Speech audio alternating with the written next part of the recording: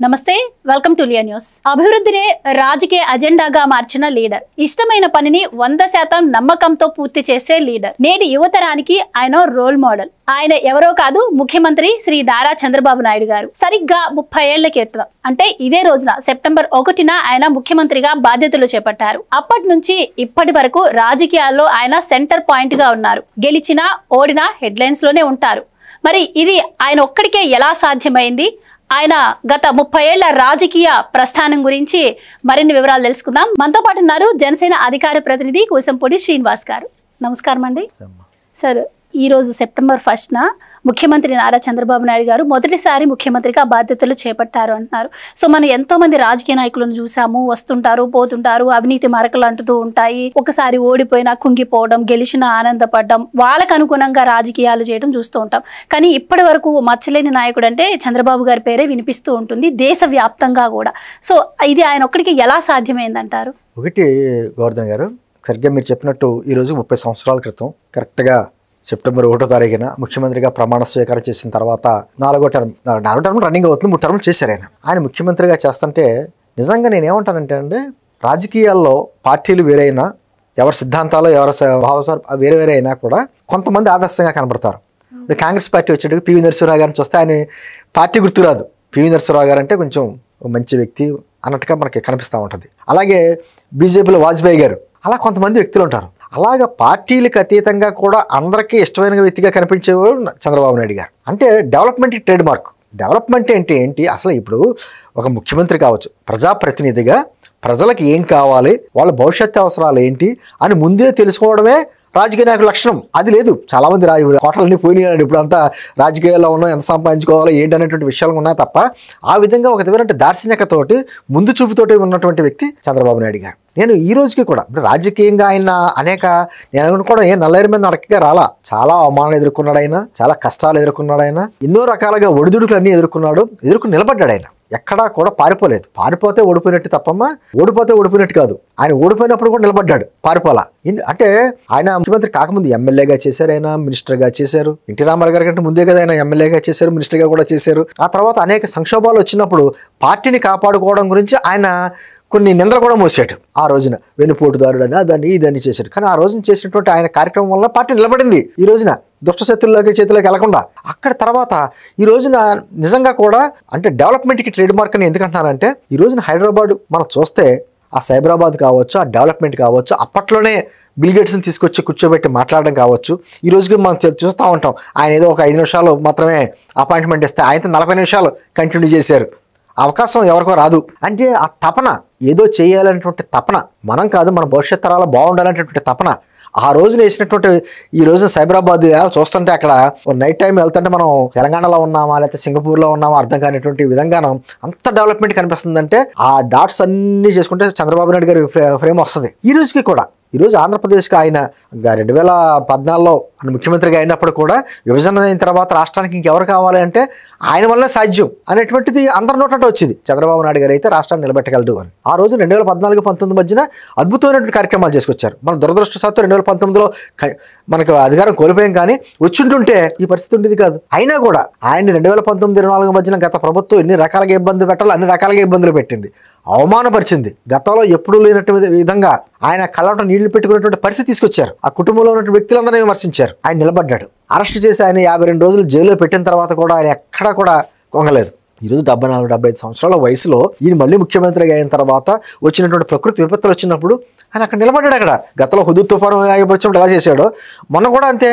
విజయవాడ వరదలు వచ్చినప్పుడు అంటే నిజమైన నాయకత్వం అంటే ఏంటి అంటే ఎప్పుడు కూడా చంద్రబాబు గారు ముఖ్యమంత్రిగా ఉన్నప్పుడే ఎక్కువ మనం అంటే ప్రతిపక్ష పార్టీలు కుల రాజకీయాలు, మత రాజకీయాలు చేయడం, లేదు అంటే అభివృద్ధి పేరుతో ఆయన ముందుకు వెళ్తుంటే ఒక ప్రాంతాన్ని అభివృద్ధి కావాలని చేస్తున్నారని చెప్పి ఇలాంటి ప్రచారాలు ఎక్కువగా జరుగుతూ ఉంటాయి. సో ఇది కూడా ఖచ్చితంగా. ఎందుకంటమ్మా భారతదేశంలో నాకు తెలిసి 140 కోట్ల మంది జనాభా ఉన్నాం. దాదాపు 100 కోట్ల మందికి తెలిసిన నాయకుడు ఒక్క చంద్రబాబు నాయుడు గారే. మీరు ఎక్కడికి వెళ్ళండి భారతదేశంలో ఏ మూలకి వెళ్ళండి, ఏ రాజకీయ నాయకుల పేర్లు తెలదు.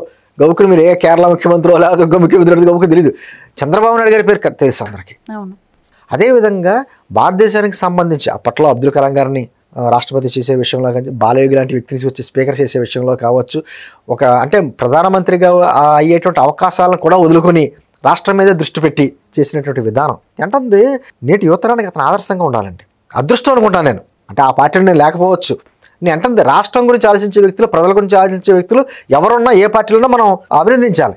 అటువంటిది చంద్రబాబు నాయుడు గారు నేటి యువతకు ఆదర్శం. గట్టిగా గంట సేపు కూర్చుని మాట్లాడాలంటే ఓపికలు ఉండవు ఇప్పుడు జనాలకి. ఆయన చూడండి గంటల తరబడి ఇది చిన్న పిల్లలాగా ఆయన సబ్జెక్ట్ అంతా అవగాహన చేసుకొచ్చి మొన్న ఆయన ముఖ్యమంత్రి అయిన తర్వాత ఈ పోలవరం గురించి, రాష్ట్ర ఆర్థిక పరిస్థితి గురించి, లెక్కర్ స్కామ్ గురించి ఆయన ఏదో లెక్చరర్ కింద మొత్తం బెత్తం పట్టుకుని అన్ని చూపించడం, ఆయన ఎంత స్టడీ చేసాడో అర్థమవుతుంది. మీరన్నట్టు మిగతా ముఖ్యమంత్రుల కన్నా చంద్రబాబు గారు భిన్నంగా ఉంటారు. ఆయన ఆలోచనలు కూడా భిన్నంగా ఉంటాయి. ఎందుకంటే ఆయన విజన్ కావచ్చు, ఆయన టెక్నాలజీని ఆయన అందిపుచ్చుకోవడం కావచ్చు, ఆయన వస్తేనే కొత్త కొత్త టెక్నాలజీ వస్తుంది, కొత్త కొత్త పదాలు వింటూ ఉంటారు ప్రజలు. సో అంటే పొలిటికల్ లీడర్ అని పేరే కానీ పొలిటికల్ లీడర్కి భిన్నంగా ఉంటారు. సీఈఓ అంటారు చాలా మంది. అయితే మీకు అమ్మ 95లో సీఎం అయిన తర్వాత అప్పట్లోనే కంప్యూటర్స్ వస్తున్నాయి. ఆయన ముందే అవగాహన తీసుకున్నాడు. ఆయన భవిష్యత్ తరం అంతా కంప్యూటర్లే అనేటువంటి విధానం, సెల్ ఫోన్లు కంప్యూటర్లు వచ్చేటువంటి విధానం ఉందా కానీ ముందే దాన్ని ఏ విధంగా తీసుకురావాలంటే ఆలోచన చేశాడు. మీకు తెలియదు అప్పట్లో బ్యాంకుల ముందు ధర్నాలు చేసేవారమ్మా. ఒక కంప్యూటర్ పెడితే చాలా మందికి ఉద్యోగాలు పోతాయని చెప్పేసి ఎర్రజెండాలు పాతి ఆ బ్యాంకులోకి వెళ్ళకుండా ధర్నాలు చేసేవారు. ఈ రోజు కంప్యూటర్ లేకుండా బ్యాంకింగ్ ఊహించగలవా? నేను అంటుంది అది. అని ముందే ఇలా ఊహించగలడం అని చెప్పేసి అప్పట్లో డ్వాక్రా సంఘాలు పెట్టడం, లేకపోతే ప్రజల వద్దకు పాలన అని చెప్పడం, లేకపోతే జన్మభూమి కార్యక్రమంలోని ఎక్కడో విదేశాల్లో స్థిరపడిన వాళ్ళకి ఒక అవకాశంగా తన మాతృభూమి మీద ఏ విధంగా ప్రేమ చూపించుకోవాలి అనేటువంటి ఉద్దేశంతో ఆ జన్మభూమి కార్యక్రమాలు పెట్టడం, ఆయన నిరంతరం ప్రజల్లో ఉండడం. ఆయనకు రిమార్క్ కూడా ఉంది, 24 గంటలు ఎప్పుడు నువ్వు ఏంటంటే మీటింగ్లు పెడతాడు, అధికారులు ఇప్పుడు వాష్ చేస్తాడు అని చెప్పి. అది కూడా పాపం గవర్నమెంట్ ఉద్యోగులు చాలా మంది బాధపడుతూ ఉంటారు. ఆయన నిద్రపోవడం మమ్మల్ని నిద్రపోనివ్వడం అనేటువంటి సామెత. అండ్ ముఖ్యంగా ఏ రాజకీయ నాయకులైనా కూడా సంక్షేమ పథకాలు ఇచ్చేసాం, సరే వెళ్ళి ఓట్లు అడుగుదా అని ఆలోచిస్తే బాబు గారు మాత్రం సంక్షేమ పథకాల కన్నా కూడా వాళ్ళకి ఆర్థికంగా చేయూతనిస్తే వాళ్ళ కాళ్ళ మీద వాళ్ళు నిలబడే విధంగా ఆయన చూస్తూ ఉంటారు. సో దీన్ని కూడా ఒక పాయింట్ లాగా తీసుకొని అభివృద్ధి అంటాడు, సంక్షేమ పథకాలు సరిగ్గా అమలు చేయరు, ఇలా కూడా కొన్ని దుష్ప్రచారాలు జరుగుతూ ఉంటాయి. ఎందుకంటే సంక్షేమ పథకాలు వేరు, ఉచిత పథకాలు వేరు. ఉచిత పథకాలు అంటే అప్పటికప్పుడు ఎలా ఉంటాయంటే, ఉచిత పథకాలు నేను బటన్ నొక్కాను, మీ జడ్లో డబ్బులు పడ్డాయి, మీ అకౌంట్లో డబ్బులు పడ్డాయి, మీరు వచ్చి మాకు ఓటేయండి. జగన్మోహన్ రెడ్డి గారు అంటారు చూసారా, అలాగే. అంటే జగన్మోహన్ రెడ్డి గారి హయాంలో ప్రతి నెల 1వ తారీఖునేమో అందరూ హ్యాపీగా ఉండాలి, 30వ తారీఖు వచ్చేటికి మళ్ళీ ఖాళీ అయిపోయి మళ్ళీ 1వ తారీఖు ఎదురు చూస్తూ ఉండాలి. అటువంటి అలా కాకుండా నిజమైన సంక్షేమం ఏంటంటే ప్రజలను వాళ్ళ కాళ్ళ మీద వాళ్ళు నిలబడి, ఇందాక మీరు అన్నట్టుగా వాళ్ళ కాళ్ళ మీద వాళ్ళు నిలబడతా ఉండాలి, ఆర్థికంగా ఎదుగుతూ ఉండాలి. అది సంక్షేమం. అంతే తప్ప ప్రజలు ఎప్పుడు ఎదురు చూసే పరిస్థితిలో ఉండకూడదు. ఈ రోజున తెల్లవారులూస్తే ఆయన పోలవరం గురించి, లేకపోతే అమరావతి రాజధాని గురించి, లేకపోతే పారిశ్రామికవేత్తలు ఎవరో వస్తారో వాళ్ళకి మళ్ళీ ఇక్కడ వనరులన్నీ చూపించి అభివృద్ధి చేసే విధంగా చేయడం గురించి, లేదా ఎక్కడికెక్కడికి వెళ్ళి మాట్లాడడం. ఆయన ఢిల్లీ వెళ్ళినా, లేకపోతే ఇతర దేశాలు వెళ్ళినా, లేకపోతే పారిశ్రామికవేత్తలు మాట్లాడినా, సింగపూర్ వెళ్ళినా, సింగపూర్ లాంటి దేశాల గురించి వెళ్ళి మాట్లాడుతుంటే దాన్ని కూడా మన వాళ్ళు కొంతమంది విమర్శలు చేస్తున్నారు. అంటే భవిష్యత్తు ఇప్పుడు చంద్రబాబు నాయుడు గారికి 75 ఏళ్ళు వచ్చినాయి, ఇంకా ఎన్నాళ్ళు ఎన్నిసార్లు చేస్తాడు అంటాడు. పవన్ కళ్యాణ్ మాట్లాడితే అంటాడైనా చంద్రబాబు గారికి అండగా ఉండాలి. ఎందుకంటాడైనా చంద్రబాబు గారి దార్శనికత గురించి అతనికి తెలుసు. రాష్ట్రం బాగుంటే, ప్రజలు బాగుంటే మనం రాజకీయాలు ఎప్పుడైనా చేసుకోవచ్చు అనే ఉద్దేశంతో నిజమైన ఆలోచన వచ్చిన వాళ్ళకి అటువంటి ఆలోచన వస్తాయి. లేకపోతే కేవలం ఓట్లు సీట్ల గురించి ఆలోచించుకుంటే ఈ కూటమి ఏర్పడదు. కానీ ఈ రోజుకి ఏంటందమ్మా, ఈ రోజు చాలా మంది యువత నేర్చుకోవాల్సింది ఏంటంటే ఆయనలో ఉన్నటువంటి పట్టుదల, ముందు చూపు. అసలు క్వాంటమ్ వ్యాలీ గురించి చాలా మంది తెలియదు. అవును, మరి క్వాంటమ్ వ్యాలీ గురించి ఆయన ఏదో ఇప్పుడే నిత్య విద్యార్థి. ఆయన నిరంతరం నేర్చుకోవాలి, తను నేర్చుకున్నదే అప్లై చేయాలి, ప్రజలకు అప్లై చేసి భవిష్యత్తు చూపించాలి వాళ్ళకి. అంటే ఆ మార్గాలు వేసుకుంటూ వస్తాడు ఆయన.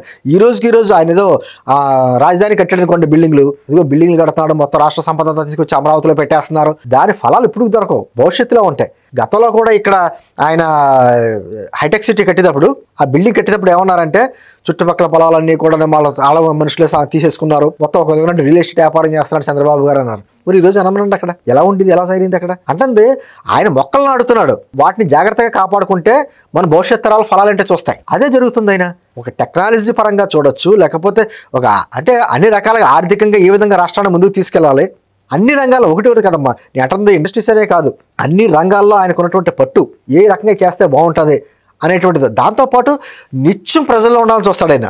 పొద్దున్న లేచిన కాడి నుంచి ఆయన ఎన్ని గంటలు పడుకుంటాడో మాకు అర్థం కాదు, కానీ గట్టిగా 8 గంటలు పని చేస్తేనే మనం నిరసన వస్తాయి. అటువంటిది ఈ వయసులో ఆయన నిలబడతాడు. కష్టాల్లో ఉన్నప్పుడు నేను దూరంగా ఉండి ఎక్కడో సెక్రటరీలో కూర్చుని ఫోన్లో మాట్లాడడం కాదు, నేను వాళ్ళకి అండగా ఉంటానని చెప్పి చూస్తాడు. మన కృష్ణానది వరదలు వచ్చినప్పుడు ఎవరు చేశారమ్మా అసలు? బుడమేరు పొంగినప్పుడు ఎవరున్నారు? ఆ టైంలో కూడా నిలబడ్డాడు ఆయన. అంటే ఎన్ని కష్టాలు వచ్చినా ఎన్ని ఇబ్బందులు వచ్చినా ప్రజలకు అండగా ఎలా ఉండాలో నేర్పేవాడు ఆయన. ప్రపంచంలోని చాలా మంది తెలుగు వారికి అంటే తెలుగుకి సంబంధించి అనేక మంది ముఖ్యమంత్రులు అయ్యారు, ఉమ్మడి రాష్ట్రంలో అనేక మంది వెళ్ళారు. కానీ తెలుగు రాజకీయాలు మాత్రం చంద్రబాబు నాయుడు గారికి ముందు, చంద్రబాబు నాయుడు గారి తర్వాత అన్నట్టుగా వాళ్ళు లిఖించి రాసుకోవచ్చు. ఎందుకంటే అటువంటి విధానం, అటువంటి ఆలోచన, అటువంటి తపన, అన్ని పడ్డ కష్టాలు, అవమానాలు, ఆయన కళ్ళంట నీళ్లు పెట్టేటువంటి పరిస్థితులు, అన్ని జైల్లో ఉండి కూర్చోబెట్టిన పరిస్థితులు, అన్ని పరిస్థితులు ఎదుర్కొని నిలబడ్డాడు ఆయన. పవన్ కళ్యాణ్ మాకు పదే పదే చెప్పింది అదే, అటువంటి వ్యక్తికి మనం అండగా నిలబడాలి. లోపల ఉంటే చెప్పొచ్చు, కానీ అండగా నిలబడకపోతే రాష్ట్రం నాశనం అయిపోద్ది, మళ్ళీ దుర్మార్గమైన పాలన వస్తుంది అనేటువంటి విషయం మాకు కూడా ఇంటర్నల్గా పదే చెప్తాయి. ఎందుకంటే చాలా మంది ప్రశ్నలు మాకు, చంద్రబాబు నాయుడు గారికి 10 సంవత్సరాలు ఉండమంటారు, మీరు ఎప్పుడు అవుతారు ముఖ్యమంత్రి అని విమర్శలకి సమాధానం అయినా రాష్ట్రం బాగుండాలి. చంద్రబాబు నాయుడు గారు ఉంటే ఖచ్చితంగా డెవలప్మెంట్ ఉంటుంది. Development trade mark Chandrababu Naidu, ఆయన ఉపయోగించుకుందాం. రాష్ట్రం అభివృద్ధి చెందితే, రాష్ట్రం బాగుంటే, ప్రజలు బాగుంటే మన రాజకీయాలు ఎప్పుడైనా చేసుకోవచ్చు. రాష్ట్రం బాగోకపోతే మనం ఏం చేస్తాం అనేటువంటి విషయం మాకు కూడా చెప్తా ఉంటారు. ఏదేమైనా ఆయనకి ఈ సందర్భంగా అభినందనలు కూడా తెలియజేసుకుంటే 30 సంవత్సరాలు అయింది. ఆయన మరికొన్నాళ్ళు పవన్ కళ్యాణ్ గారు చెప్పినట్టుగా ఆరోగ్యంగా ఉండాలి, చక్కగా మాలాంటి వాళ్ళందరికీ కూడా ఆదర్శంగా ఉండాలి, భవిష్యత్ తరాలకు కూడా ఆదర్శంగా ఉండాలి. మనస్ఫూర్తిగా ఆయన మరోసారి 2-3 టర్ములు ఖచ్చితంగా ముఖ్యమంత్రిగా ఆయన ఉండాలని మనస్ఫూర్తిగా నేను కూడా కోరుకుంటున్నాను. Thank you so much sir. Please subscribe to Leo news for more videos.